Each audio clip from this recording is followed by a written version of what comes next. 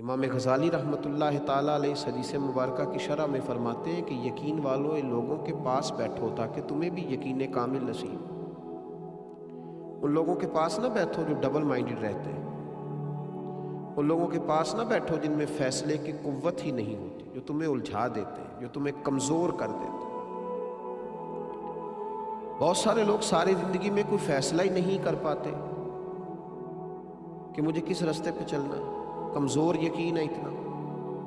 اور ہمیں ویسے بھی اس قدر زیادہ لوگوں سے ملاپ ہوتا ہے کہ لوگ کمزوریاں پیدا کرتے ہیں، جی خود ہی کھانا ہے، جی خود ہی کمانا ہے، جی کہاں سے ملتا ہے، کیسے ملتا ہے۔ اور میاں کمانا خود ہی ہے لیکن دیتا اللہ ہے، کوشش خود ہی کرنی ہے پر نوازتا اللہ ہے۔ یہ یاد رکھنا پڑے گا، اس پر ہمیں توجہ دینا پڑے گا۔ یہ کیا بات ہوئی کمزور باتیں کرنا اور یقین کے اندر کمزوری لانا۔ اقبال نے ایک مثال دی، اقبال کہنے لگے کہ دنیا میں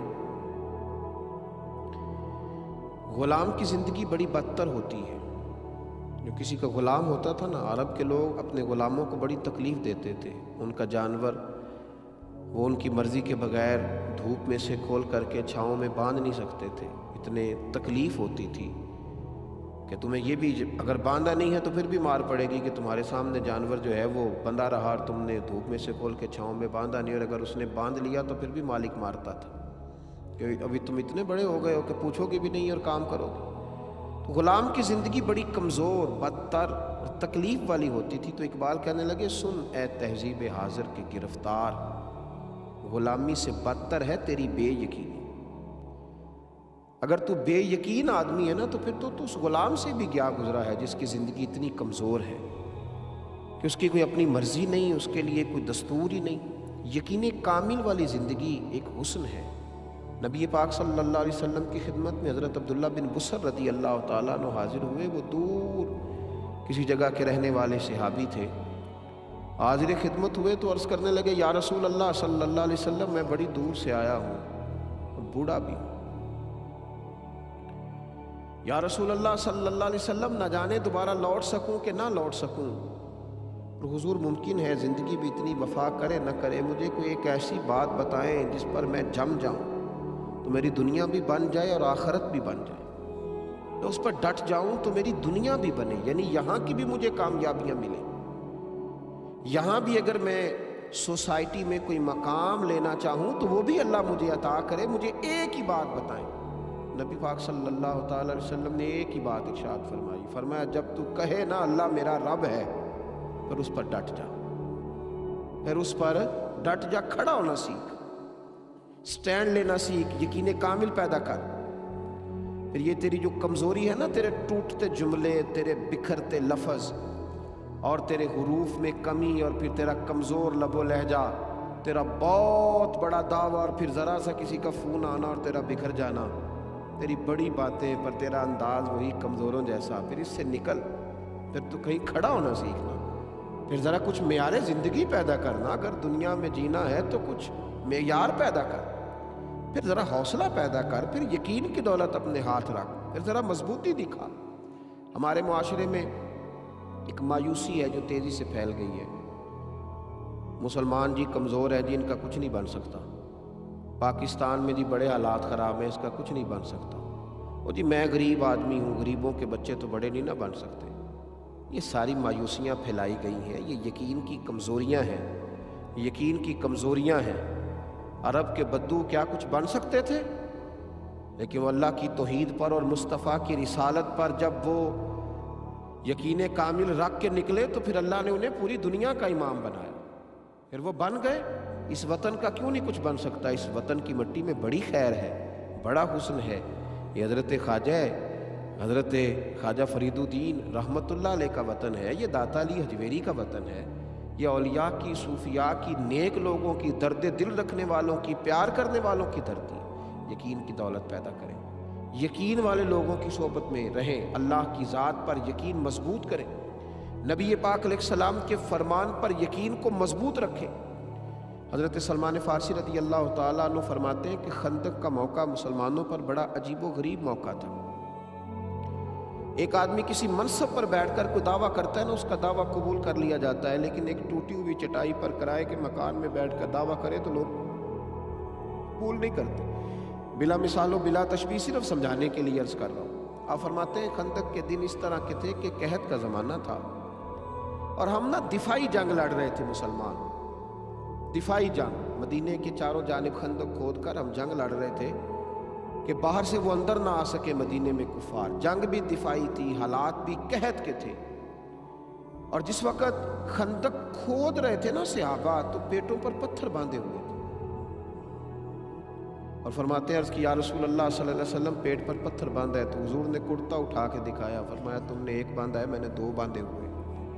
ایسا نہیں ہے کہ لوگوں کو تو بتا دیا جائے, غریبوں کو تو بتا دیا جائے غربتیں ہیں, اور لیڈروں کے جو گھر ہیں وہ بڑے روشن رہے, اور اقبال کہنے لگے کہ جو ہے وہ مریدوں کو تو توکل کا درس دے دیا جائے, لیکن پیروں کی کٹیا جو ہے وہ کٹیا نہ رہے, وہ پورا محل بن جائے. ایسا نہیں تھا, بلکہ نبی کریم صلی اللہ تعالیٰ علیہ وآلہ وسلم نے 2 پتھر پیٹ پر باندھے ہوئے تھے. تو محبوب کریم صلی اللہ علیہ وسلم سے حضرت سلمان فارسی رضی اللہ تعالیٰ عنہ کہتے ہیں کہ عرض کیا یا رسول اللہ صلی اللہ علیہ وسلم یہ ایک چٹان آ گئی ہے, خندق کھود رہے تھے تو چٹان کٹ نہیں رہی, 2 پتھر پیٹ پر باندھے ہیں, قحط کا زمانہ ہے, اسلام پر غربت ہے. فرمایا ہتھوڑا مجھے دو. حضور خود اتر گئے. اب میرے محبوب کا یقین کامل دیکھیں, اس وقت قحط ہے, بھوک اتنی ہے کہ 2 پتھر پیٹوں پہ ہیں, دفاعی جنگ ہو رہی ہے, مدینے میں حالات خراب ہیں. لیکن جب تیری سوچ جمع ہوتی ہے تو پھر عرش کا مالک تجھے رنگ بھی بڑے بڑے ہی عطا کرتا ہے. پھر جب تیرے ذہن میں وسعت آتی ہے تو پھر اللہ بھی تجھے اسی طرح نوازتا ہے. حضور کا یقین کامل, حضور کے ہاتھ میں وہ جو آلہ تھا نا چٹان توڑنے والا, حضور نے اللہ اکبر کہہ کے مارا چٹان پر. کہتے ہیں صحابہ کہ ہم باہر کھڑے تھے تو ہم نے چمکتی ہوئی چیزیں دیکھی, چٹان ٹوٹی. تو حضور نے کیا فرمایا, فرمایا اوتیت مفاتح الیمن. ابھی مکہ نہیں فتح ہوا, لیکن حضور اللہ اکبر کہہ کے ضرب لگاتے ہیں اور فرماتے ہیں لو بھی اللہ یمن کی کنجیاں بھی ہمیں عطا کر دی, بڑی جلدی یمن بھی ہمارا ہو جائے. پھر حضور نے دوسری ضرب لگائی تو یقین کامل دیکھیے, نبی پاک علیہ الصلوۃ والسلام نے فرمایا لو بھئی فارس بھی ہمارا ہو جائے گا. تیسری ضرب لگائی تو فرمایا ملک شام بھی اللہ ہمیں ہی عطا کرے گا. تو حضور ضربیں لگاتے جاتے, ایک ضرب پر ایک بہت بڑی سلطنت اور ملک کے فتح ہونے کی خوشخبری دیتے. اور صحابہ بڑے باہر کھڑے ہو کے یہ تبصرے نہیں کر رہے تھے کہ یہ کیسے ہو سکتا ہے, بڑی منصوبہ بندی کرنی پڑے گی, کیسے ہوگا. ان کا بھی یقین کامل تھا. جب حضور کہتے نا ملے گا, کہتے ہماری روحیں بھی نعرے لگاتی تھی, اور ہمیں سمجھ لگ رہی تھی کہ بس آ گیا, شام بھی ہمارا ہے, یمن بھی ہمارا ہے, روم بھی ہمارا ہے, ایران بھی ہمارا ہے. تو جناب ابو ہریرہ فرماتے ہیں پھر حضرت عمر کے زمانے میں وہ ساری چیزیں ہم نے آتے ہوئے دیکھ بھی لیں, وہ سارا کچھ حضور کے قبضے میں آیا. یقین تو پیدا کرنا, اٹھ باندھ کمر کیوں ڈرتا ہے, پھر دیکھ خدا کیا کرتا ہے. کمزوری نہ دکھائیں, ٹوٹتی ٹوٹتی باتیں, کمزور ہمارے فکرے, ہمارے لب و لہجے کی وہ مایوسی, ہمارے لفظوں کا وہ کمزور پن. ہم تو کسی سے بات کرتے ہیں تو گھبراتے ہوئے, اور غریب آدمی سے زیادہ شکوہ ہے, یہ بیٹھتا ہے ہر جگہ ڈر کے, سہم کے, پیچھے ہٹ کے. او بھائی کچھ بھی نہیں ہوگا, حالات کے سہمے ہوئے لوگوں کو بتا دو, حالات بدل جاتے ہیں, ایک جیسے نہیں رہتے, کچھ بھی نہیں ہوتا. جتنے لوگ آپ کو شہروں میں اور بڑی بڑی بلڈنگوں میں نظر آ رہے ہیں, یہ کسی نہ کسی غریب گھر سے اٹھ کے آئے ہوئے ہیں, کچھ بھی ایسا نہیں ہے. یہ سب جب میدانوں میں نکلے تو اللہ نے انہیں نواز دیا. یقین کامل کی دولت پیدا کریں, اپنے اندر وہ یقین لائیں جو آپ کو کھڑا کر دے, جو آپ کو میدان کے اندر لائے. کمزوری نہیں دکھائیں, اپنے لفظوں میں, لب و لہجے میں کبھی بھی کوئی ایسی بات نہ کریں جس سے چھلکے کہ آپ کمزور پڑ گئے. حضرت موسیٰ کلیم اللہ علیہ السلام کی قوم نے پانی مانگا تھا. ہم یہ کہتے ہیں کہ ہوگا کیسے, ملے گا کیسے, مثلا کس طرح کر کے ہوگا, یہ اللہ پہ چھوڑ دیں. مالک پتہ ہی نہیں لگنے دیتا کس طرح حالات بہترین فرما دیتا ہے. وہ کیسے کرے گا ہمیں خبر نہیں ہوتی, اور آپ نے زندگی میں, میں نے زندگی میں یہ تجربہ کیا ہوگا کہ نہیں پتہ چلتا حالات کیسے ٹھیک ہو جاتے. حضرت موسیٰ علیہ السلام کی قوم نے آ کے پانی مانگا تھا کہ پانی دیجیے. پانی چشموں سے ملتا ہے, پہاڑوں سے نہیں ملتا. آپ قرآن پاک کا پہلا سپارہ پڑھ کے دیکھیں, رب کریم نے فرمایا موسیٰ فن فجرت من حسنۃ عشرۃ عین فقلنا اضرب بعصاک الحجر. آپ نا پتھر پر اپنا عصا مارے, فن فجرت من حسنۃ عشرۃ عین. فرمایا جب انہوں نے مارا پتھر پر، حالانکہ پتھر سے تھوڑی پانی نکلتا ہے، پانی تو چشموں سے نکلتا ہے، لیکن جب پتھر پر عصا مارا تو اللہ نے پتھر میں سے 12 چشمے جاری کر دیے، کیونکہ حضرت موسیٰ کا یقین مضبوط تھا۔ انہوں نے یہ نہیں کہا تھا کہ یا اللہ پتھر سے پانی کیسے نکلے، پانی تو چشموں سے نکلتا ہے، تو دریا کا پتہ بتا، تو جھیل کی خبر دے۔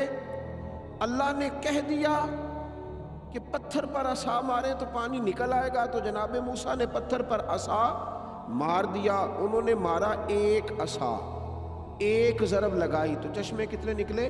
12۔ اس کا معنی یہ ہے کہ اپنے یقین کامل سے تو ایک چشمہ لینے جائے گا تو اللہ تجھے یقین کامل کی برکت سے 12 عطا فرمائے گا، اللہ 12 دے گا۔ شرط کیا ہے؟ یقین مضبوط ہو، ایمان مضبوط ہو۔ حضرت موسیٰ علیہ السلام جب فرعون کے جادوگروں کے مقابلے میں آئے تھے تو وہ تو بڑے بڑے اژدہے لے کے آئے تھے۔ آج بھی ہمیں کہا جاتا ہے نا کہ ایٹم بم سے مقابلہ کرنا ہے آپ نے بڑی تو آپ کو بڑی منصوبہ بندی کرنی پڑے گی، تو میرے بھائی وہ بڑے بڑے اژدہے لے کے آئے تھے، بڑا کچھ لے کر کے آئے تھے۔ اللہ کریم نے حضرت موسیٰ علیہ السلام سے کہا کہ آپ اپنا عصا ڈال دیجئے۔ اب عقل تو نہیں نہ تسلیم کرتی کہ ایک ڈنڈے کو وہ بھی مارنا نہیں سانپوں کو، بس پھینک دیں آپ، تو سانپوں کو کیسے مقابلہ کرے گا؟ لیکن مفسرین نے لکھا ہے کہ وہ حضرت موسیٰ کا یقین کامل تھا، ان کے دل میں ایک دفعہ بھی شک نہیں آیا کہ یہ عصا میرا سانپوں کا مقابلہ کیسے کرے گا۔ انہوں نے عصا ڈال دیا تو اللہ نے سب سے بڑا اژدہا بنا دیا، اور وہ سارے سانپوں کو نگل گیا۔ یقین کی دولت پیدا کریں۔ کمزوریوں نے ہمیں کمزور کر دیا۔ نبی پاک صلی اللہ علیہ وسلم نے فرمایا، مشکات کی حدیث ہے کہ اللہ سے یوں نہ مانگا کرو کہ یا اللہ تو چاہے تو دے، چاہے تو نہ دے۔ فرمایا اپنے رب سے مانگو تو پورے یقین سے مانگو، اس طلب سے مانگو کہ اللہ ضرور عطا کرے گا، اور وہ عطا کرنے والا، اور وہ اپنے بندوں کو عطا فرمایا کرتا۔ تم ذوق سے مانگو، شوق سے مانگو، دلچسپی سے مانگو۔ ہم دنیا داروں کو مناتے ہیں تو دلچسپی سے مناتے ہیں، کسی شخص سے قرض لینا ہو تو لوگ اس کو بلاتے ہیں، کونے میں لے جاتے ہیں، بڑی مجبوری سناتے ہیں، رو بھی پڑتے ہیں کئی دفعہ، اور پھر قسمیں اٹھاتے ہیں، وقت پر پیسے لوٹانے کا پورا وعدہ بھی کرتے ہیں، اور پھر اس کو احساس دلانے کی کوشش کرتے ہیں کہ یار بالکل ہی میں تجھے وقت پہ دے دوں گا۔ جب ہم بندوں سے طلب کرتے ہیں تو ہمارا انداز بڑا زبردست ہوتا ہے، اور اللہ سے مانگتے ہیں تو یقین ہی نہیں ہے، لفظ کچھ ادا ہو رہے ہیں، زبان سے کچھ نکل رہا ہے، ذہن کہیں اور گھوم رہا ہے۔ نبی کریم علیہ السلام فرماتے ہیں کہ حضرت موسیٰ علیہ السلام نے اللہ کے حضور عرض کیا تھا کہ مالک میری قوم یہ کہتی ہے کہ تو ان کی دعائیں قبول نہیں فرماتا۔ اللہ کریم نے فرمایا موسیٰ ان کے لفظ میرے ساتھ ہوتے ہیں، دل میرے ساتھ نہیں ہوتے۔ کیا کہہ رہے ہوتے ہیں اور مانگ کیا رہے ہوتے ہیں؟ بے توجہی سے دعا مانگنا، یقین کی کمزوری سے دعا مانگنا اپنے اندر یہ دولت پیدا کرے، ایک تجسس، ایک شوق، تو یہ شوق پیدا کریں، تجسس پیدا کریں، یقین کامل کے ساتھ اللہ کے حضور دعائیں کرنے کی کوشش کریں۔ اور یہ یقین جب مضبوط ہوتا ہے پھر انسان کو لطف آتا ہے اپنے رب کو منانے کا، اس کے حضور حاضر ہونے کا، پھر وہ بہت ساری بے یقینیوں سے، بہت ساری تڑپ سے وہ بچتا ہے۔ نبی کریم صلی اللہ تعالیٰ علیہ وآلہ وسلم نے صحابہ کرام علیہم رضوان کے سامنے جب کسی گفتگو کا آغاز فرمایا تو حضرت انس بن مالک رضی اللہ تعالیٰ عنہ فرماتے ہیں اگر حضور قیامت کا ذکر کرتے تھے تو ہمیں یوں لگتا تھا کہ مسجد سے اٹھ کر کے جائیں گے اور قیامت آ جائے گی، اور جب نبی پاک صلی اللہ تعالیٰ علیہ وسلم ہمارے سامنے جنت کا ذکر فرماتے تھے تو ہمیں محسوس ہوتا تھا کہ جنت ہم آنکھوں سے دیکھ رہے ہیں، اور جب نبی کریم صلی اللہ تعالیٰ علیہ وسلم اللہ کے کسی عذاب کا ذکر کرتے تھے تو ہمارے دل دھڑکنے لگتے تھے، ہمیں محسوس ہوتا تھا کہ ایسا ہو جائے۔ یقین کامل کے ساتھ جب چیزیں سنی جاتی ہیں، اور یقین کے لیے یہاں تھوڑی سی محنت کرنی پڑتی ہے، دل کو ذرا ٹھہرانا پڑتا ہے، کچھ ماحول ایسا پیدا کرنا پڑتا ہے۔ حضرت ام سلمہ رضی اللہ تعالی عنہا جو بعد میں ام المومنین بنی، مسند امام احمد میں حدیث ہے، فرماتی ہیں کہ نبی پاک علیہ السلام کے صحابی ابو سلمہ جو میرے شوہر تھے تو بڑے شفیق تھے، بڑے مہربان تھے، بڑا پیار کرنے والے تھے، اور مدینے میں میرے شوہر کی لوگ مثالیں دیا کرتے تھے۔ ام سلمہ کا شوہر ابو سلمہ بڑا ہی رفیق ہے، بڑی محبت کرنے والا ہے۔ فرماتی ہیں وہ مسجد نبوی شریف سے جو بھی سن کے آتے مجھے گھر آ کے سنایا کرتے۔ ایک دن وہ مسجد سے حدیث سن کے آئے تو بڑے خوش تھے، اور آ کر کے مجھے کہنے لگے کہ ام سلمہ آج میں ایسی بات سن کے آیا ہوں کہ تم بھی اس پہ عمل کرو گی تو اللہ تمہیں بڑا ہی اجر عطا کرے گا۔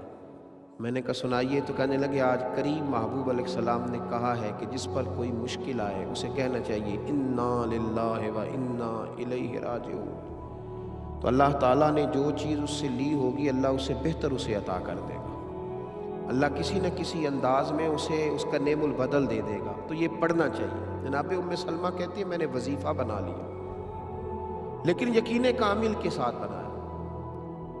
میرا ضمیر اس بات پر مطمئن ہو گیا کہ واقعی اللہ نے جو لیا ہوگا اللہ اس سے بڑھ کر مجھے عطا کرے گا۔ آپ فرماتی ہیں وہ شوق، وہ ذوق، اس دلچسپی سے میں پڑھتی، اور میں نے اس کا ایک بار نہیں 20 بار تجربہ کیا کہ میں جب بھی اس کو پڑھتی تو میرا جتنا نقصان ہوا ہوتا اسے بہتر چیز اللہ مجھے عطا کر دیتا۔ فرماتی ہیں مجھ پر ایک ایسی مصیبت آئی جو میں کبھی سوچ نہ سکتی تھی۔ میرے شوہر جناب ابو سلمہ انتقال کر گئے، اور ایسا شخص چلا گیا، ایسا شخص اٹھ گیا جس کی لوگ مثالیں دیتے تھے۔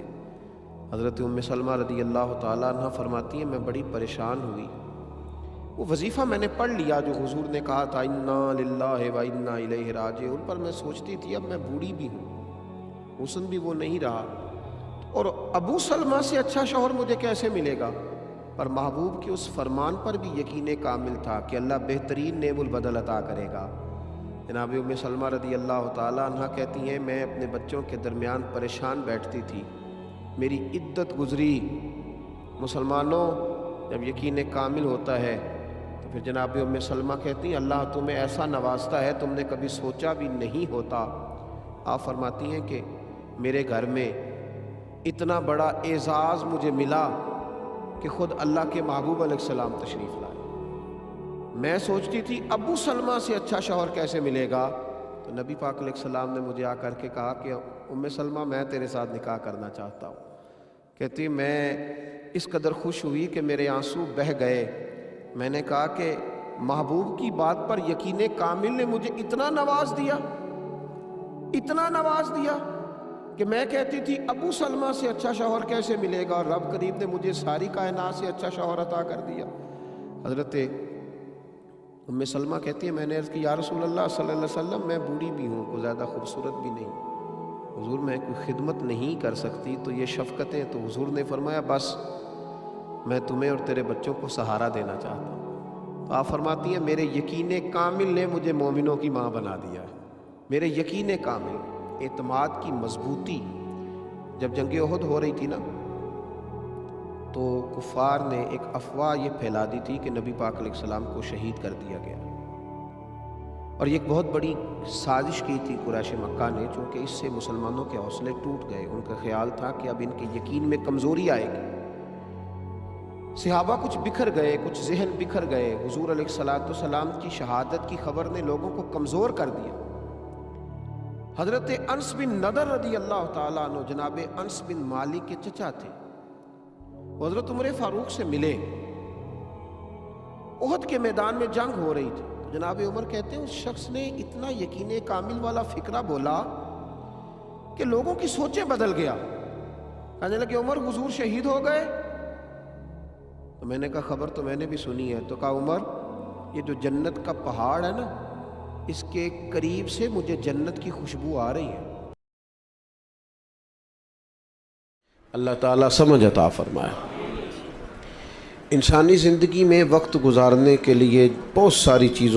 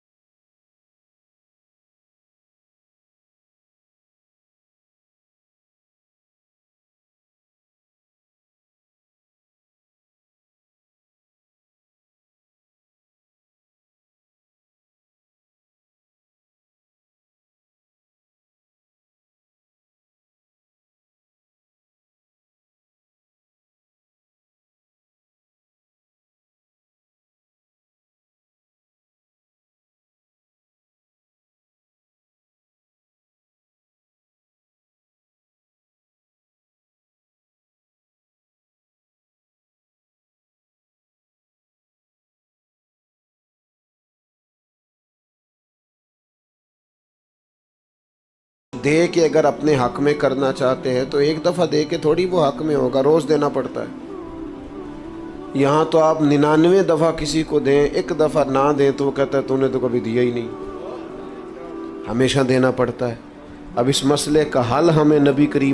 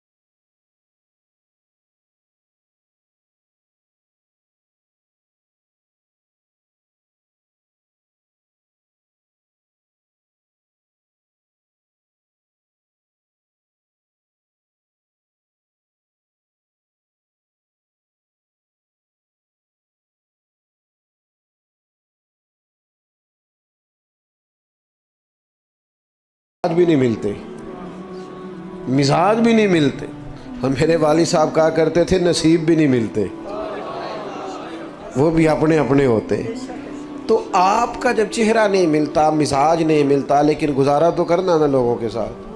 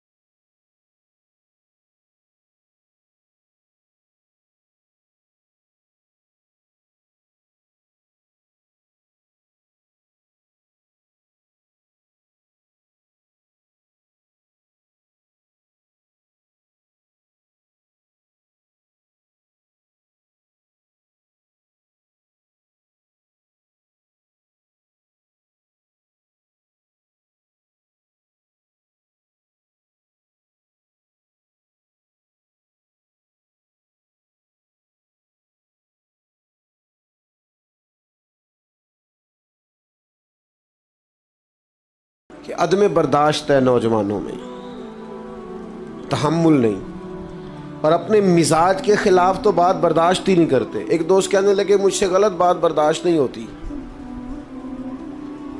تو میں نے انہیں کہا کہ جو بات صحیح ہوتی ہے وہ تو برداشت کرنی بھی نہیں پڑتی، وہ تو ہوتی صحیح ہے۔ نہیں سمجھ آئی بات کو آپ؟ مجھ سے غلط بات برداشت، تو اس کا مطلب ہے صحیح بات کو بھی برداشت کرنا پڑتا ہے؟ وہ تو برداشت کرنی نہیں پڑتی، وہ تو ہوتی ٹھیک ہے۔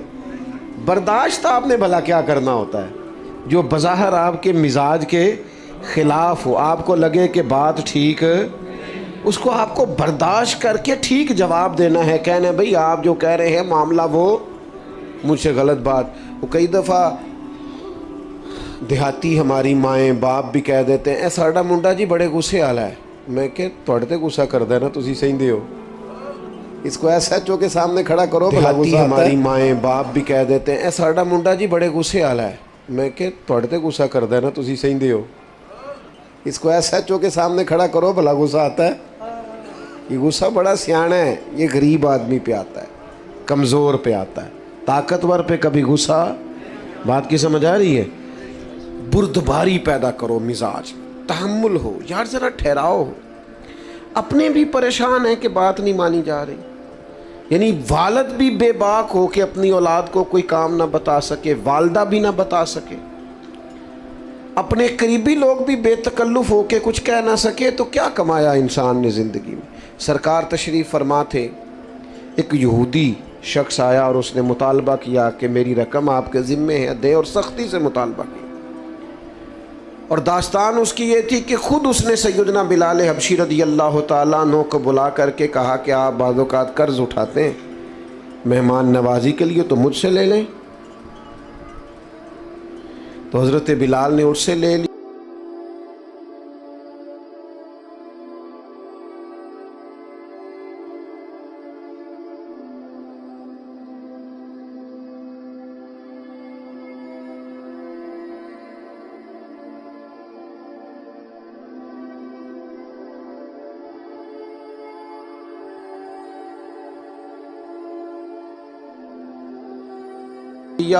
صرف سمجھانے کے لیے، بلا مثال و بلا تشبیہ بات عرض کروں۔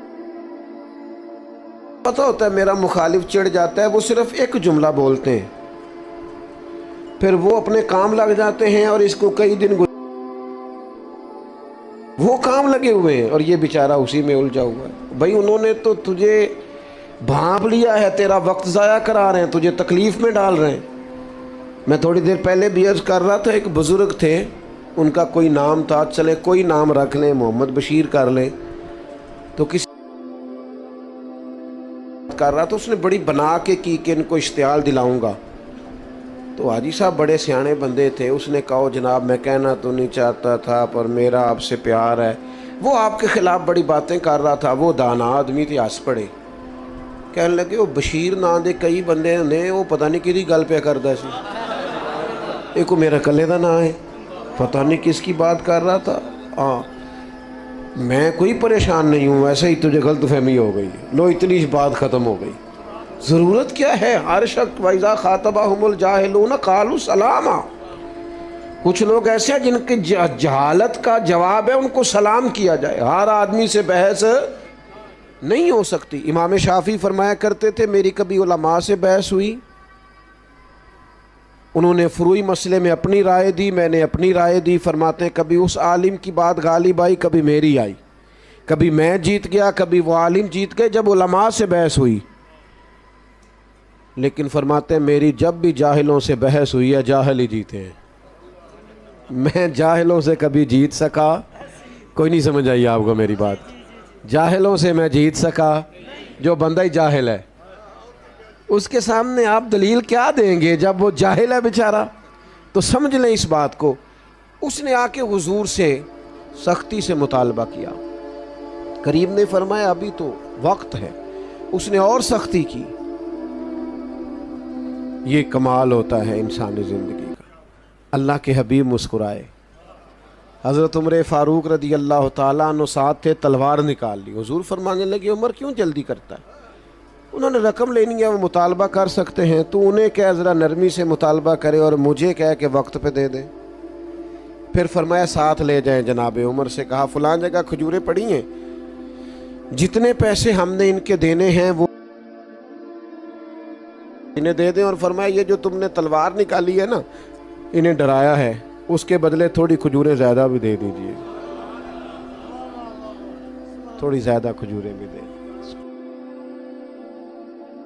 میں نے پیسے دیے، اب میں جب دے رہا تھا پیسوں کے عوض کھجوریں اور تھوڑی زیادہ دے رہا تھا، تو وہ یہودی مجھ سے بات کرنے لگے، کہنے لگے عمر بات تو سن۔ تو مجھے تو غصہ تھا، میں توجہ ہی نہیں کر رہا تھا۔ انہوں نے جب مجھے قریب کرنا چاہا تو میں نہیں ہو رہا تھا۔ فرماتے ہیں وہ مجھ سے کہنے لگے عمر یار ناراض نہ ہو، میری طرف توجہ کر۔ میں نے کہا کیا ہوا؟ کہنے لگا میں عام آدمی نہیں ہوں، تورات کا جاننے والا۔ کتاب میں آخری نبی علیہ السلام کی جتنی نشانیاں پڑی تھی ساری حضور میں پائی جاتی ہیں۔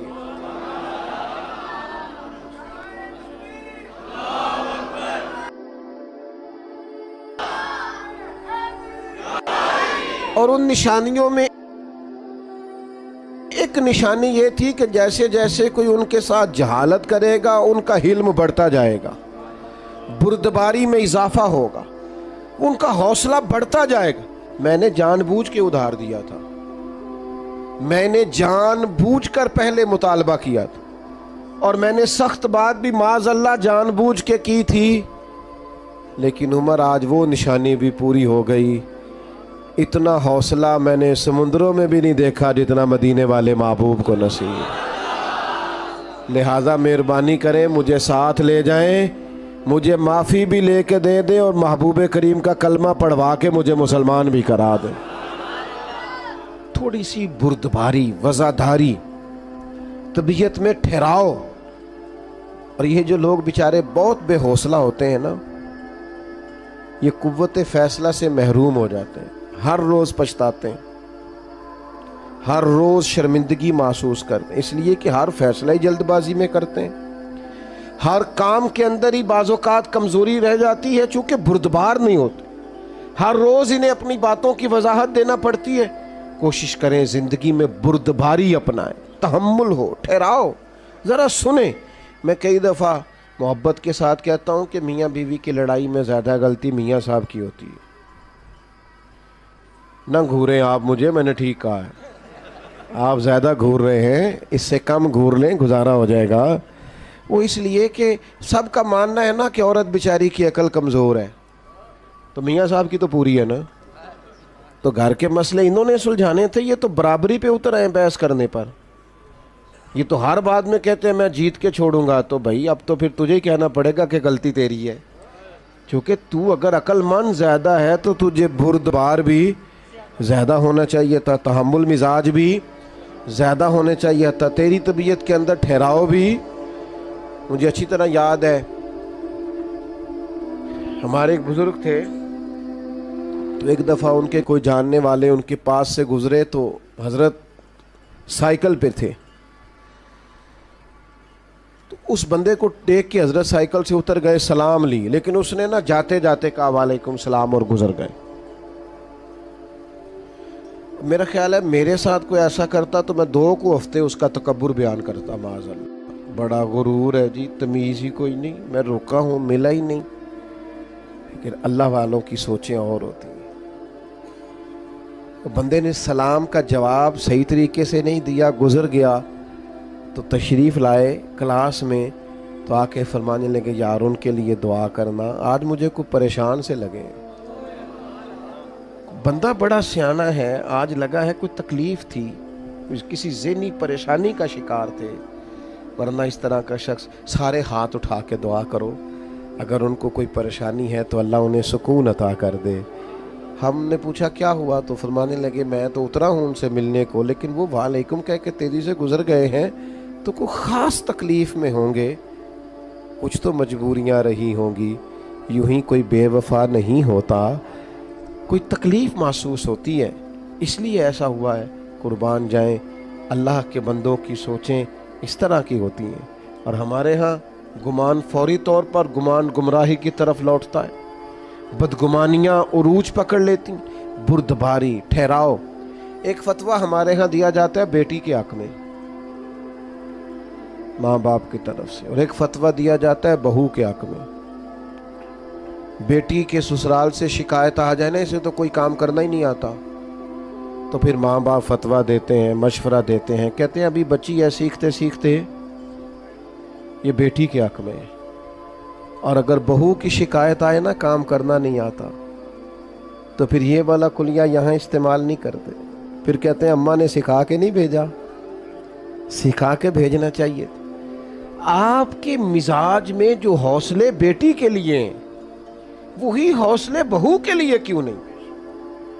جو آپ کے دل کے اندر درد اپنی اولاد کے لیے وہ باقیوں کے لیے کیوں نہیں؟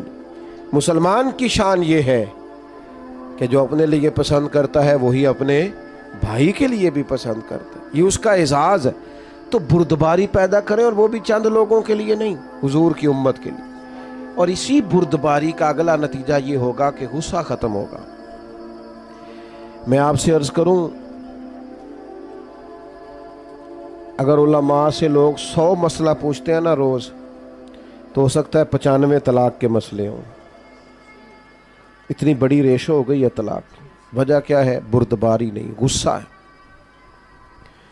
اور شدید غصہ ہے۔ غصہ اچھا ہے، غصہ بری چیز نہیں، لیکن غصہ آنا چاہیے جب اللہ کی حدیں توڑی جائیں، شریعت کی مخالفت۔ یہ تو غصہ محمود ہے، لیکن ہمیں غصہ آتا ہے جب کوئی ہماری ذاتی مخالفت کرتا ہے۔ حدود اللہ کے معاملے میں ہم غصہ نہیں کرتے۔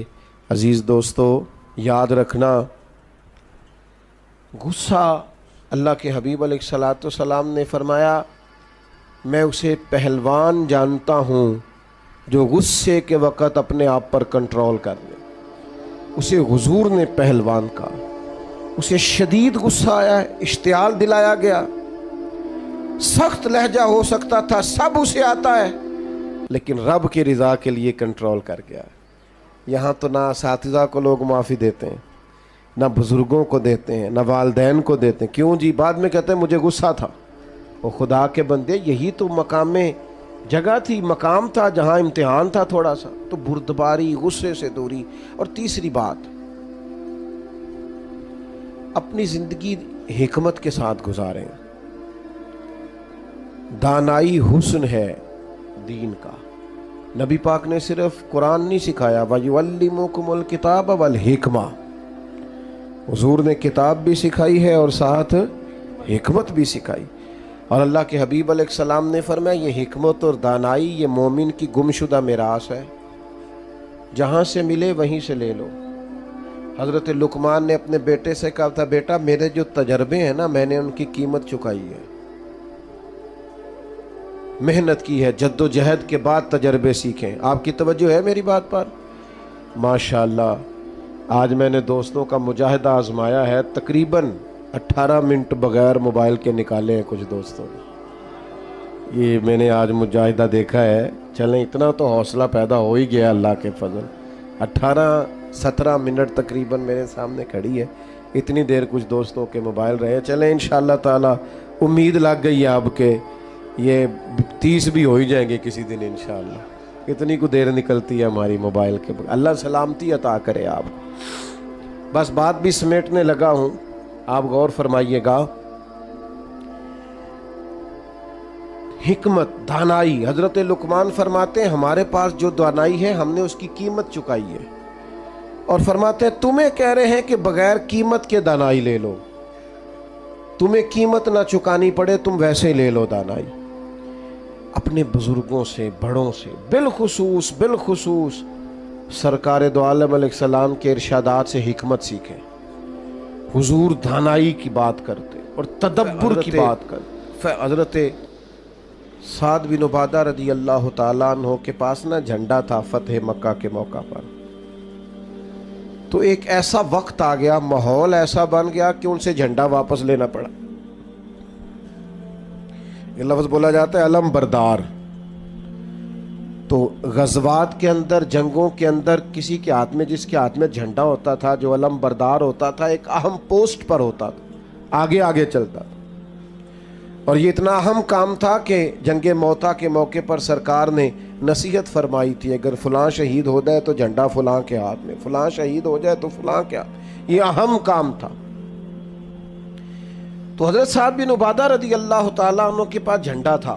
اب کچھ حالات ایسے بن گئے کہ تقاضا حکمت کا یہ تھا کہ جھنڈا ان سے لیا جائے، مطالبہ ہو رہا ہے،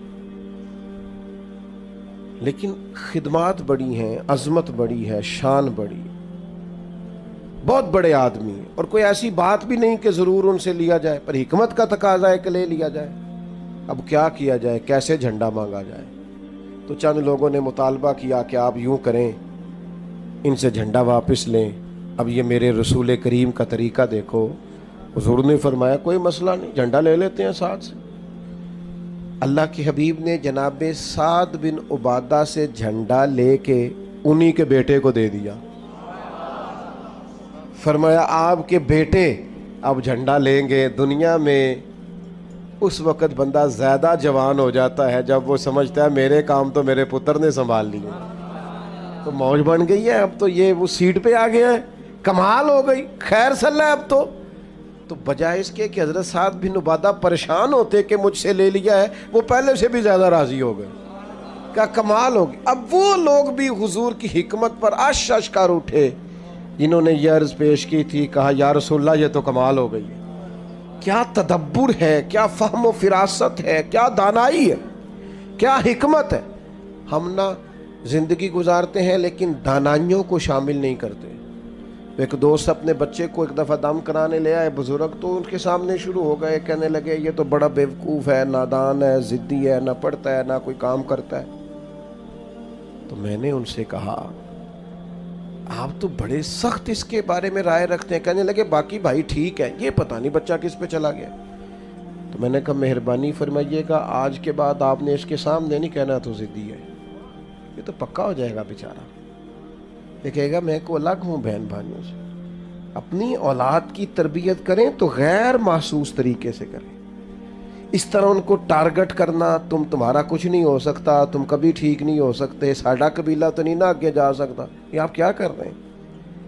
آپ اس کو پکا کر رہے ہیں کہ ناکام ہو جائے۔ اولاد ہے، بیٹا ہے، بیٹی ہے، ان کے رویے کو سخت تھوڑی کیا جائے گا، ان کو تو اس طریقے سے سمجھایا جائے گا کہ کام بھی ہو جائے، انہیں پتہ بھی نہ چلے ہمیں سمجھایا جا رہا ہے، اس طریقے سے۔ میرے ابا جی کہا کرتے تھے بالا نو کام دسن تو بہتر ہے کام آپ کرنا شروع کر دیو، وہ خود اٹھ کے آ جائیں کہ تسی بہو میں کرنا، تو نہیں پتر تو تھکے آیا ہے کڑا کو کام میں کر لینا ہے، تو بیٹھ۔ تو کہتا نہیں ابا جی آپ کیوں کریں گے، میں کون نہیں تھکیا، تسی بیٹھو میں کرداں۔ آپ دانائی کے ساتھ چیزوں کو لے کے چلیں، لیکن وہ کسی وقت ہمیں خطاب کرنے کا شوق ہوا ہوتا ہے تو بس وہ بیچارے بیٹے کی کلاس لگ جاتی ہے، وہ پھر بچے شکایت کرتے ہیں، کہتے ہیں ہمارے گھر میں تو بات شروع ہوتی ہے تو کئی ہفتے ختم بھی نہیں ہوتی۔ وہ ابا جی باہر بھی کسی کا غصہ ہو تو گھیر گھار کے گھر لے آتے، پھر ناراض ہو رہے ہو میرے نال، تھوڑے تھوڑے گھورتے ہیں آپ اور دائیں بائیں دیکھتے ہیں۔ مسجد میں بیٹھا ہوں کسی بیٹے نے شکایت نہیں لگائی، میں تو اوورال آپ کو بات سمجھا رہا ہوں۔ خدا رہا یہ ہمارے بچے ہیں، ان پھولوں کو ہم نے سجانا ہے۔ اگر کوئی جڑی بوٹی اگ گئے نا تو اچھا کسان وہ ہوتا ہے جو دوائی ٹائم پہ لگائے، جو کھاد ٹائم پہ ڈالے، شکوہ نہ کرے، ضد نہ کرے۔ تو میرے عزیز ایک تو مزاج میں بردباری لائیں، یہ اخلاق کا اعلیٰ نمونہ۔ غصے سے اپنے آپ کو بچائیں، ہر بات میں غصے ہو جانا کوئی عقل مندی ہے۔ اور تیسری گزارش آپ کی خدمت میں یہ کی ہے کہ کوشش فرمائیں کہ کوئی کام بھی بغیر دانائی کے نہ ہو۔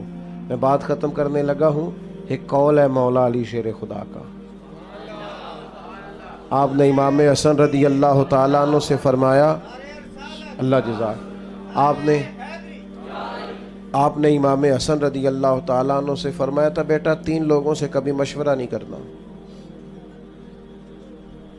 حضور کس سے؟ فرمایا بیٹا بزدل سے کبھی مشورہ نہیں کرنا، اس لیے کہ جو بندہ بزدل ہے تمہیں کبھی بہادری کا سبق نہیں دے سکتا۔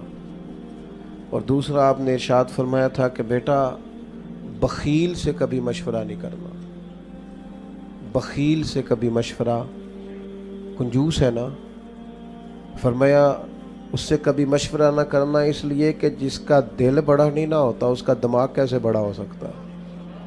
اور آپ نے فرمایا ایسا حریص سے کبھی مشورہ نہیں کرنا، لالچی بندے سے، اس لیے کہ وہ جب بھی تمہیں رائے دے گا اپنا فائدہ دیکھ کے دے گا، کبھی تمہارے حق میں رائے نہیں دے گا، وہ دیکھے گا کہ حالات کس طرح کے ہیں، تو میرے ساتھ کس طرح یہ آدمی ٹھیک چل سکتا ہے۔ یہ دانائی ہے، حکمت ہے۔ اپنی دوستیاں، اپنے تعلقات ایسے بنائیں کہ جہاں حسین لوگ ہمارے مشوروں میں شامل ہوں، حسین لوگوں کے ساتھ ہمارا اٹھنا بیٹھنا ہو، عمدگی کے ساتھ ہمارا طرز زندگی گزرے۔ عزیز دوستو یاد رکھیں، جب تک طبیعتوں میں ٹھہراؤ نہیں نہ آتا اور یہ بردباری، یہ دانائی نصیب نہیں ہوتی، بندہ بڑا باصلاحیت بھی ہو تو کام کوئی نہیں کر سکتا۔ اس لیے کہ کسی کو بھی کوئی چیز پہنچانے کے لیے، سمجھانے کے لیے، سکھانے کے لیے بردباری ضروری ہوتی۔ آپ شدت کے ساتھ کوئی کام کریں گے تو وقتی طور پر اثرات ہوں گے، لیکن اس کے اثرات دیر پا نہیں ہو سکتے۔ آپ دیر پا وہ کام کرتے ہیں جو تحمل کے ساتھ، بردباری کے ساتھ، ٹھہراؤ کے ساتھ۔ ہاں، کچھ کاموں میں جلدی کرنے کا حکم ہے، فرمایا نماز کا وقت آ جائے تو جلدی پڑھ لو، بیٹی بیٹے کا مناسب رشتہ مل جائے تو جلدی کر لو، کسی کی رقم دینی ہو، پیسے مل جائیں تو ادا کرنے میں جلدی کرو، کسی کا انتقال ہو جائے تو تدفین کرنے میں، تو ان 4 کاموں میں جلدی کا حکم ہے نا۔ باقی تو فرمایا ٹھہر ٹھہر کے کرو، اطمینان سے کرو، قرار سے کرو، سکون سے کرو۔ اللہ کے حضور عرض گزار ہوں مالک ہماری اس حاضری کو اپنی بارگاہ میں قبول فرمائے، اور اللہ تبارک و تعالی اپنی خاص رحمتوں سے ہمیں سرکار کے خلق عظیم کی خیرات عطا فرمائے۔ اللہم صلی علی سیدنا مولانا محمد معدن الجود والکرم وآلہ وبارک وسلم۔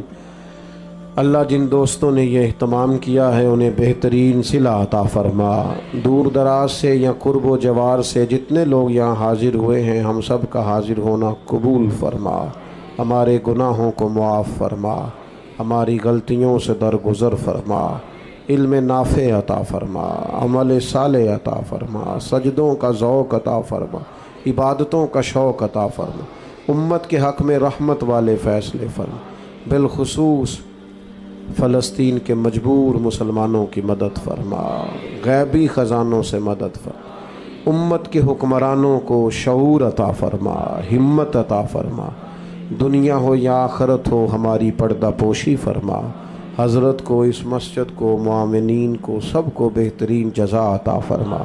اللہم انا نسألک العفو والعافیۃ فی الدین والدنیا والآخرہ۔ اللہم اعنی علی ذکرک و شکرک و